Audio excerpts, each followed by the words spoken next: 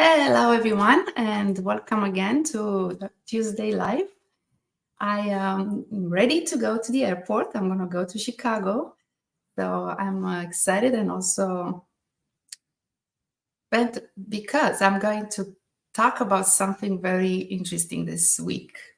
And that will be about conversations and about a course that is going to be around conversations and what are we doing in our organizations to enhance the communication.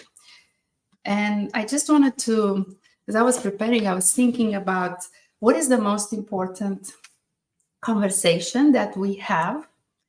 And I realized that I have to say that it is the one that we have with ourselves.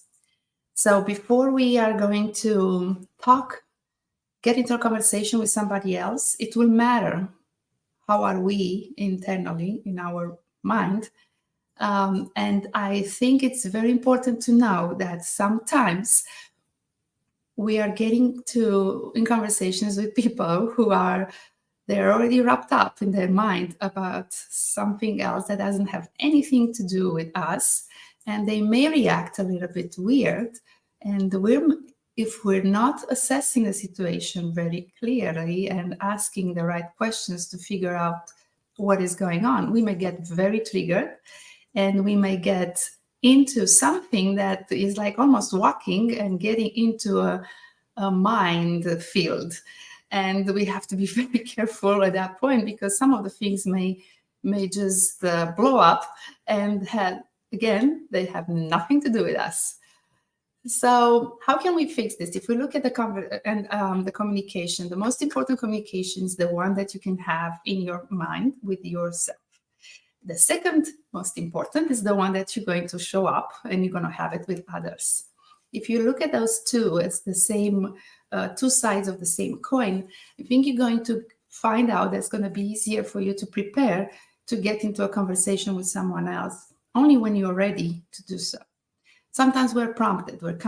People are coming to our offices. They're coming to our phones. They call us. They interrupt us. And our mind is processing all the time something that we're engaged in. As we talked in other times, we're focusing and we want to produce something in a period of time. We have a deadline. So when someone is just coming into our little world and we're getting distracted or we have to make sure we're making somehow an open invitation or just kind of raise the hands up and say, hold on, I'm just working on something right now. I have to finish what I'm thinking about it and kind of come up to a conclusion before I move into this discussion with you. And that would be very wise to do. That's why you'll see that a great practice and a very important one is whenever you're going to bring someone into a training, you may want to give them time to take everything that they have in their mind and put it aside. Because if somebody just came in and it's very stressed because, I don't know, they got a ticket, they got pulled over, and they're not in the best mood that they can be, you want to give them the opportunity to talk about that. Just pull that out from their head. Most of the people who are very careful about themselves and take care of themselves, they are actually doing some kind of a emotional dump in the morning. They take the pen and they keep writing the things that are in their brain that they want to eliminate, their fears, their thoughts, their past thoughts, those that we have occurring in our brain because they're still thinking. And then they feel so much better to go out and engage with others. I don't know how many of you are doing this, but I think it's very important to know that if you try, you're going to see a very much difference in how you're going to show up. And it's I don't think we were taught to put a stop and take a pause and put ourselves together and then go into another meeting. We are responsible for that. Nobody's going to, and if we have good friends or people around us that they understand and they get to know us, they're also the one who If you allow them and if you invite them, they're going to help you with that as well. They're going to tell you that now is the time that probably you need to take a little bit of a pause and then come back to what you're about to do.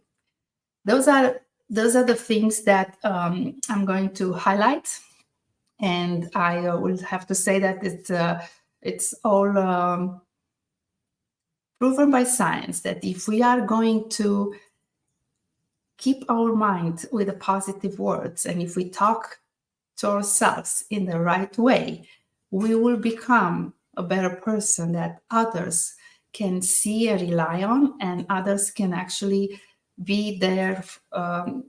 We will be there to lift them up as well. So this positive self-talk, or anything that you may want to call it at this point, it starts with the fact that you need to be self-aware about, pay attention on your inner dialogue. Make sure that often and very, how often are you engaging in self-negative talk? Because that can happen without you realizing. And those words are going to create a chemical reaction in your brain, and that's going to create, as we talked about other times, from what you're thinking is you're going to have the eventually how you're going to behave. So the way you want to change your behavior is not going to just talk about let's change our habits and let's talk about how can we push the behavior to change. We want to go back to how this process works and change our thoughts. If we can change the thought in that moment, we're going to have a better feeling, and from the feeling we're going to have a better attitude and behavior. So let's see, we're going to change those and challenge those negative thoughts. We got to think about where they coming, what exactly is in our mind that we're not totally settled on. What are some of the worries and what are some of the things that we can just work on, give ourselves intentional time to figure it out, and don't leave them in the chambers of our brain somehow not enclosed. Because if we think about our brain having those rooms that we put things in and we come back and open the door and we'll work on some stuff, and then we close the door, make sure at least the doors are closed. And when we close the door, we're not thinking about that. We're here with this person working on something else. That's more important. And then we come back. But the more we can empty and clarify those worries, those things that are in our mind that are not worked through, the better we're going to be. And when you're closing those things up and you came to a conclusion, and now you know exactly what you want to do, it's going to be easier for you to show up in all the other areas of conversation and show up for others as well. So yes, you can use those positive affirmation, you can use prayer, you can use some of all the other techniques, meditation. Other people are using all kinds of things that can help them control what they're thinking. And then from there, they can actually help. It's going to help show up differently. But the practice of the gratitude, I think, is also very important. If you can focus on all those positive aspects. I know there are a lot of things that are not great, but what are the things that are actually very good that are happening or that exist? We want to make sure we're not forgetting about those, because sometimes if we are just continue to see the bad things, which yes, exist, I'm not saying to ignore them, but work through them and make sure you are going to fix what you can, but at the same time, do not let all the things that are good not to be seen and celebrated and acknowledged. Because once you're going to find out that there is actually more good than bad, and that's going to change your entire, again, chemistry of your brain, and you'll be able to push through and to be more resilient in whatever you would like to do. So I will have here a quote that kind of caught my attention, and I want you to pay very much attention to it as well. It's by Marisa Peer. It's one of the person, one of those people that kind of helped me see and learn a lot of things about how can we have this dialogue with ourselves. And she says that the people who feel inferior, they need you to feel inferior as well, and only then they will feel equal to you. So if you think about that, you're probably going to have to be very careful. How are you engaging with people who are trying to pull you down and to make you feel more inferior? Because you don't want to allow that somehow just so you can satisfy the other person need to feel equal to you. But how you're going to do it is going to matter. It's going to be very different if you are going to actually keep a smile on your face and trying to elevate them rather than let yourself go down. And when you say some of those people that may just spread rumors about you or done any other things, and you kind of catalog them as being the haters, or just don't go on that route with them, because that's going to pull you down. You got to keep yourself and walk away and somehow think about the time that you want to put in that conversation, in that relationship. And I know when we are at work, it's more difficult to do that. But you have to learn how to keep up with the integrity of who you are and how you want to show up. And if you can, be contagious about all the things that are positive about you, and you don't want to go and pick up pretty much signals and things that can change you for the worse. So you want to change the others if you can, and with the positive parts, if you can spread that positivity. If not, at least don't get engaged. Because you're not going to be able to pull somebody out unless you're really going to talk about their issues and you have them. You're going to get into a place where if you're not ready and if you don't know how to handle that, you can just get yourself in a mud that you cannot get out. And I know it's very hard to process, and we need to be compassionate about those that are around us, that they need help. But you can ask a few questions to see if you can help them. And one of the questions is, what are you thinking about now? And they may tell you why they're upset or not. And the second question, if you get to them to open up, you can ask them, how is that going to serve you? If there is a problem right now that you cannot solve, how is it going to serve you to really think about it right now, or really getting annoyed or really angry about something that you cannot really change at this moment? So staying in that conversation with someone who is in that mood, you are going to realize that first, whatever happens is not about you, and you're there just to offer some hands to pull them out of whatever they're thinking, and step aside and come with you on a different conversation. But if you can't do that, if you tried and you could not do it, it's better to walk away. So I also want to offer another idea on the fact that keeping yourself away from putting your mind into that mode that is somehow not thinking about anything. And I know there's some people are thinking that they may gonna feel much better, relaxed, or they forget about the great, terrible day that they have, and feel great if they, and I let you just fill out the blank. And sometimes it's just binging a show. Sometimes it's just drinking wine or any other things that they may feel like they can do in order to take that worry or whatever they're thinking about it away. And soon realize that if they don't work on that problem, actually that doesn't go away. It's just temporary, moves aside in the timeline, but it's still going to be there until you walk it through, until you're thinking about it, until you journal about it, till you talk to someone about it. And it's very important not to push those things too much out on the timeline, because then there will be times when you need to be ready to show up for your kids, for your work, for anything else. And that will feel like it's coming along with you, and it's going to it's going to be like you're chained or carry some kind of a chain balls with you all the time until you work through those things.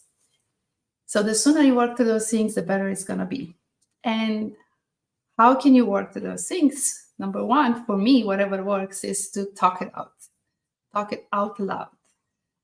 Putting on a paper, draw about it, draw pictures, thinking about the process itself, or look at the implications of what my decision would be on a larger scale, not just for myself, but for everything else that's around it, because everything is connected, right?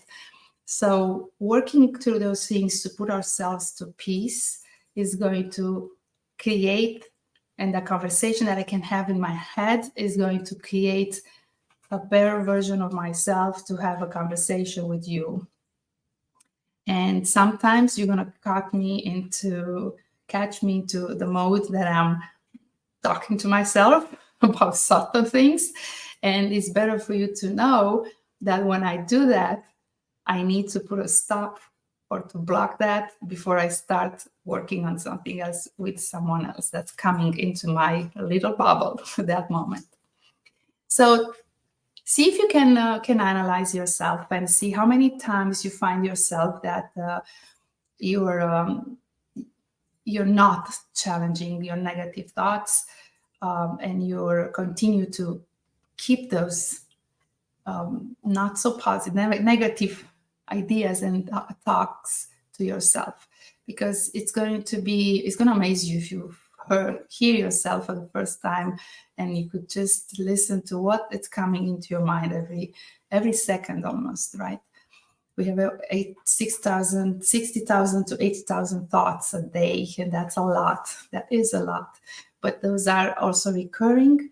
And if you want to create new things, that's why people are not changing so easily, because they have so many things that are from the past coming along and they're not working them out. So it's not going to be, you're not going to have a space to put something new.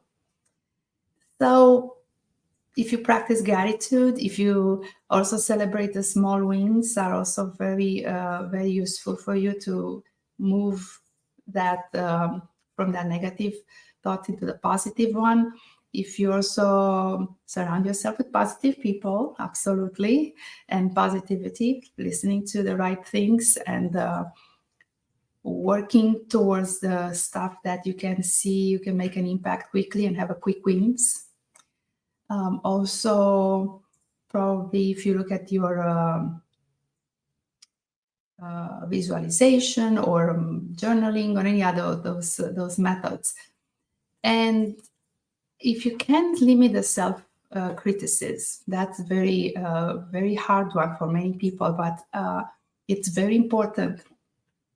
If you have something that you're really question about yourself, ask a friend, ask someone to kind of tell you, do you see that about me, or what do you see about me in that situation?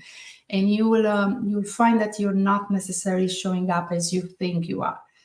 So the mirror that we have, when we look into the mirror and we see our face, I'm sure that you will agree that sometimes we can put a good show and we can be really okay showing outside, but internally we may not be. So if you have those this self-criticism going on, you will eventually not be able to keep that show going on for too long. So it's better to clarify it. It's better to have someone that can honestly tell you and answer a question that is bothering you for a while. And lastly, but probably one of the most hard, is to have patience.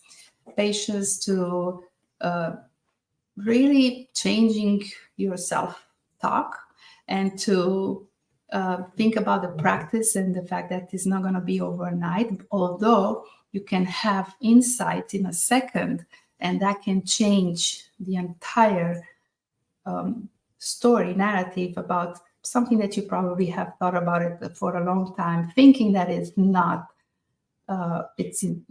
true actually, or it's in one way and now you discover it's in another way, or you just discover that actually, why did I stay with that for so long when it was so easy to talk about it? All those little things are carrying you back, are putting you backwards instead of letting you run forward and be more at the best outside of your at your conversations. So before we even start talking about listening and any other great skills that we need to acquire, we need to put ourselves together for this internal conversation. I will also encourage that I've done an exercise last week when I went out for a great workshop with like-minded people, and we just did something very interesting when we kind of ask the other person, we were like in pairs of two, and asked the same question for a minute. And the question was, there were 5 questions, but the same question that we started was, who are you? And when you ask somebody so many times the same question, you will find that finally is going to tell you a lot of stuff that they don't tell otherwise. And that's going to be very liberating for themselves as well, because they finally could say something that they probably had it buried and doesn't come top of the mind to say. And it's getting you to that level 3 connection of conversation that I was talking about, gets you build that trust much faster. So yeah, ask your spouse, ask yourself, who are you for a minute, and you'll see what's coming up. It's going to be very interesting. Let me know in private. Also, another question that's very good to do exactly the same exercise is to ask yourself and ask others, what do you want? And do that for another minute. You're going to be surprised then too. And I will put another one there. There were 5, but I'm going to give you just 3. The last one, it was, what are you grateful for? And if you think about those 3 questions, and if you put them out and stay with them for a minute or 2 or 5 minutes, see what's coming out. It's going to help you pull out a lot of stuff that it's needed to come out, and it's needed to create arrangements, agreements, and all kind of boundaries that you need.